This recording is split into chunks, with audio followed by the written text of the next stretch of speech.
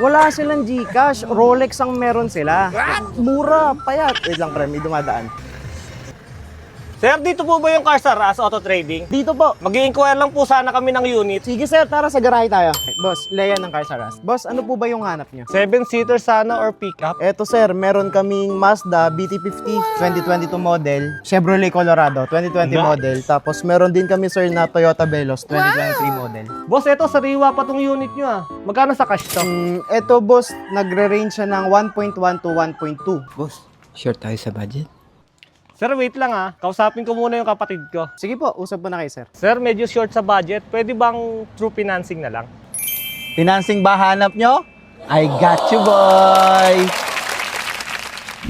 Ma'am, ano po ba mga requirements for car loan application? If employed, to valid ID, COE, payslip or ITR, POB. If business naman po, to valid ID, business papers, and latest 3 months bank statement and POB din po. Sige po ma'am, mag-a-apply na po ako. 2 hours later. Sir, okay na. Approve na. Release na natin ma'am. Go! Hi! I am KG, Account Officer from Jax Finance. Hanap mo ba ay quality and affordable car? Punta lang kayo sa Cars R Us Auto Trading at ako na ang bahala sa approval nyo. Mga ka-jackpot, sa Cars R Us, approve ka!